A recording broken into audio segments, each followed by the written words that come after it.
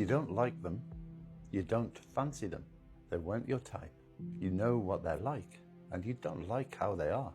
You don't agree with their morals. You're ethically different. You don't think much of their hobbies and their day-to-day life. And yet you're absolutely entrenched, enmeshed, entangled, deeply stitched and attached to them. Why? Well, it's because of all of the above. You don't love them. They triggered a core wound. They seemed incredibly appealing because they represented a primal pathological familiarity within you. An opportunity to earn love, to chase love that you knew deep inside you as your inner child you could never catch, could never have. The imagined potential that you built with your beautiful imagination in that child's mind. It feels so real. And despite every bit of proof to the contrary, it still feels like it could have been achieved. It was a chase that would go on forever. It was an affection that could never have been earned. Reciprocity was as scarce as a quality of affection. And here you are. Still, your brain refuses to accept that this isn't your person, wasn't your person, never could have been your person.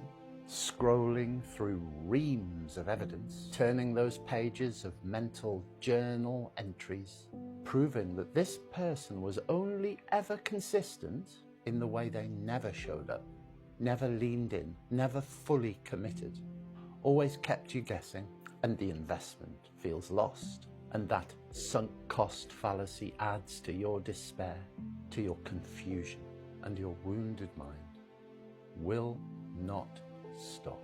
With ruminations and spirals and the eternal nagging, repeated question over and over. What if? What if they stepped up? What if they tried? What if they changed? What if those busy things that they were prioritizing passed?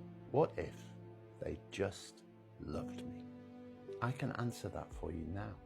If they had just loved you, you would have been the one who left. If they'd committed, opened their arms and their hearts, and they'd showed you the love that you think you need, you would not have been this attached.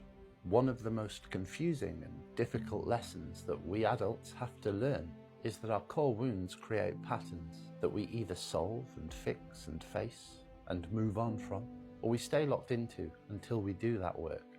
I know you feel that you love that person. I know that you feel that that person is unique.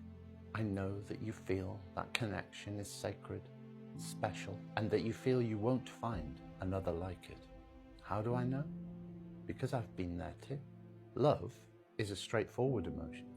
Whatever the plays and books and films will have you believe, when you pare it back and strip away the peripherals and complications of love, it is as straightforward an emotion as any. People who love you show it. They show up. They lean in. They support you. But most of all, they meet your emotional needs. We do not spiral. We do not ruminate. We do not lie awake at night, guessing and crying and anxious and stressed and confused over somebody who loves us. But we do all those things and more. We torture ourselves, we torment our tired minds. We layer pain on top of turmoil, on top of torture, on top of pain, on top of overthinking, on top of doubt, on top of confusion, wrapped in anxiety and worthlessness. For one thing, unhealthy attachment to emotionally unavailable people. The person who is your mind's current obsession is someone who is emotionally unavailable to you. They've shown you signs. There have been times, moments, weekends even, where you have almost, but not quite, received a similar level of love to what you've given them. And without those breadcrumbs, without those signs, you'd have been able to leave, to detach. You'd have been able to sleep. You'd have been able to see this for what it is. You need to detach. This is not your person. You need yourself.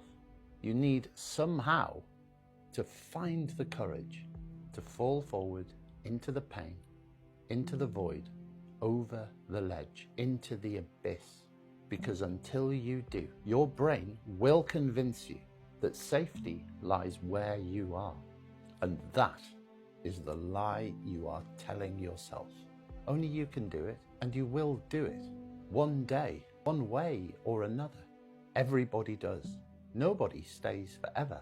Your only choice, your only option is to leave, because you can't earn love.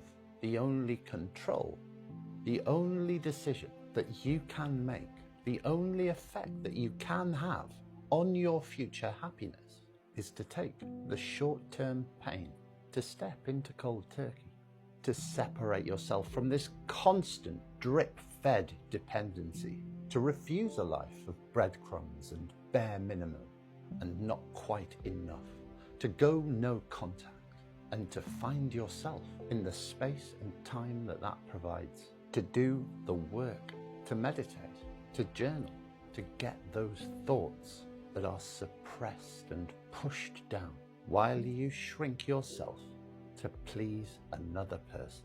Get those thoughts out of your wounded brain, to allow yourself the smallest of opportunities to meet your authentic self again.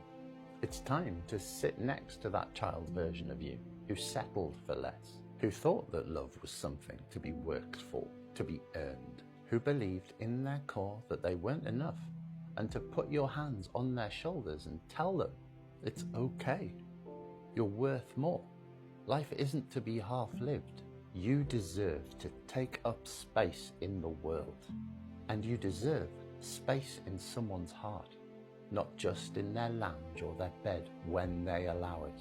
It's in you. It's always been in you, and that's why you feel uncomfortable. That's why you know something isn't right. You have one precious life. It is for you.